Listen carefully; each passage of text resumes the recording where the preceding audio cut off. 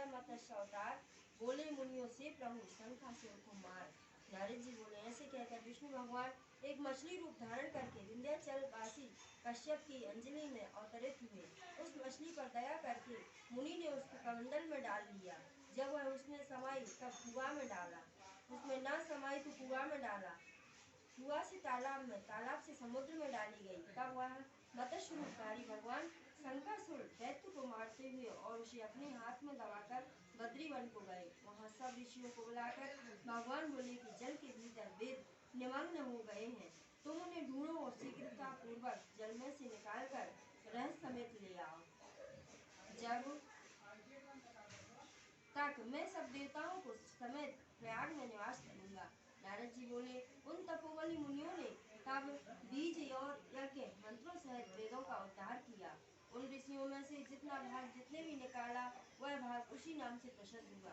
पीछे सब मुनि मिलकर प्रयागराज को गए और प्राप्त हुए वेद विष्णु भगवान को अर्पण किए।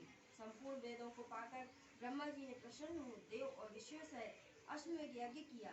यज्ञ के अंत में देवता, गंधर्व, यक्ष पृथ्वी पर दंडवत और प्रार्थना करके बोले, देवादिदेव, यह समय हमारी प्रसन्नता का है। हे रमापति, ब्रह्मा जी ने इस स्थान में नष्ट हुए वेद फिर पाए हैं, हमने यज्ञ के बाद प्राप्त किए, इसलिए यह स्थान पृथ्वी पर अत्यंत श्रेष्ठ है। वह पुण्य देने वाला है, यह हमारे अज्ञान आदि को दूर करके अच्छा फल प्रदान करने वाला हो गए। ऐसा वरदान हमको दीजिए। श्री विष्णु भगवान बोले, हे देवताओं, जो बात तुमने कही है यही मुझे भी पसंद है, तुम ऐसा ही होगा।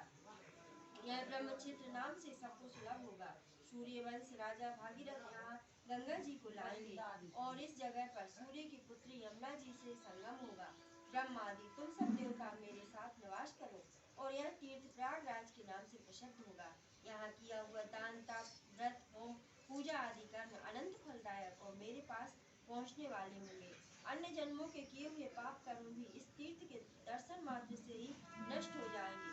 जो मनुष्य देह धारण कर मेरे समीप प्राण परित्याग करेंगे वे मोक्ष को प्राप्त करेंगे। जो पुरुष अपने पितृश्वरों का यहाँ श्राद्ध करेंगे उनके पितृगण मेरे स्वरूप को धारण करेंगे। यह काल भी मनुष्यों का पुण्य फल प्रदान करने वाला होगा। माघ मास में मकर संक्रांति को प्रातः काल स्नान करने से यहाँ पर संपूर्ण पाप ऐसे नष्ट हो जाते हैं जैसे सूर्य से अंधेरे का नाश हो जाता है। उनको सालोक के समीप आए सारूप इन 3 प्रकार की मुक्ति क्रम से देता हूँ। हे मुनीश्वरों, मैं सर्वज्ञ रूप से बद्री वन में सदैव निवास करता हूँ। जो फल अन्य तीर्थों में से 100 वर्ष में मिलता है वह तुमको यहाँ एक दिन में ही प्राप्त होगा। उस स्थान के दर्शन करने वाले मनुष्य जीवन मुक्त हो जाते हैं, उन्हें कोई भी पाप नहीं लगता। नारद जी बोले, हे प्रभु, देवता लोग ऐसा कहकर ब्रह्मा जी सहित वही अंतर ध्यान हो गए और इंद्रादिक देवता अपने अंशों से वहाँ स्थित रहकर अंतर ध्यान हो गए। जो मनुष्य शुद्ध चित्त से इस पवित्र कथा को सुनते हैं उनको प्रयागराज और बद्री बन जाने का फल मिलता है। बोले कृष्ण भगवान जय हो। बोले प्रथु श्रवण कर कथा सभी दर्शाए के स्नान की विधि और नियम भी कहिए। नारद जी बोले, हे राजन, तुम विष्णु के अंश से उत्पन्न हो और तुमसे कोई बातचीत नहीं है, तथापि मैं समस्त नियमों का वर्णन करता हूँ। अश्विन मास में शुक्ल पक्ष की एकादशी से संयम से रहकर कार्तिक के व्रतों को प्रारंभ करें। जब एक प्रहर रात्रि रहे तब उठे और जल का पात्र लेकर ग्राम से बाहर उत्तर दिशा में को जाए। दिन में प्रातः स्वयं जनेऊ का कान पर चढ़ाकर उत्तर को मुख करके बैठे, सिर को कपड़े से ढके, मुख को बंद रखें और सांस लेना बंद करें करके मलमूत्र का त्याग करें। यदि रात्रि हो तो दक्षिण को मुख करें। मलमूत्र त्याग करके अपनी गुप्त इंद्रियों को मिट्टी लगाकर धोवें और दुर्गंध दूर करें। पुरुष सिसन पर 1 बार, कुदा पर 7 बार, बाएं हाथ के 10 बार, दोनों हाथों पर 7 बार मिट्टी लगाएं। इस तरह गृहस्थी करें। ब्रह्मचारियों की स्त्री दूना, वानप्रस्थों को तिगुना और सन्यासी को चौगुना करना उचित है। जो शौच के लिए कहा है उससे आधा रात्रि में करें, इससे भी आधा रोगी और इससे भी आधा मार्ग चलने वाला करें। ऐसा नहीं करने की इससे संपूर्ण क्रिया निष्फल हो जाती है।